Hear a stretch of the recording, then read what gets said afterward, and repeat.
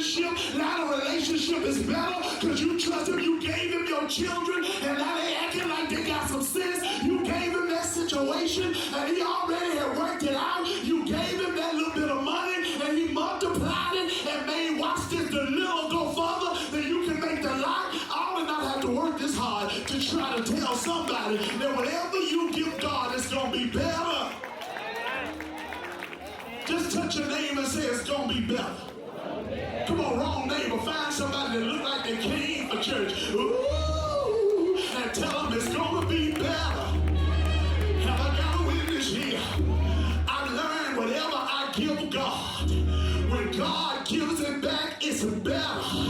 When I moved to this city in 2019, I said, Lord, I'm going to this city, and I'm going to take over from where Pastor Bell left off. And I gave him y'all. I gave him the church. And I got to admit, it's a little bit better than it was when I got here. Just look at somebody and say, neighbor, whatever you give God is always going to be better. One day, there's a lady who was a maid, and she worked at a hotel, cleaning up at the hotel.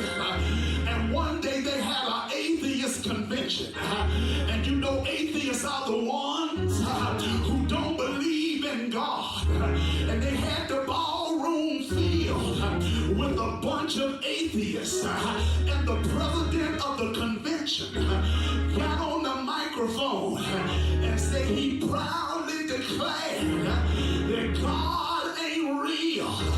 The lady got disturbed in her spirit, but she kept on cleaning up. A few minutes later, the man said it again. He said, I declare that God is not real. The lady walked up to the stage. The little maid said, excuse me, but can I have a word on your convention? He said, come on up here, old lady. You can't do me no harm. She got in front of the crowd and pulled the orange out of her pocket and started peeling that orange. She took a piece of the orange and put it in her mouth and started eating the orange.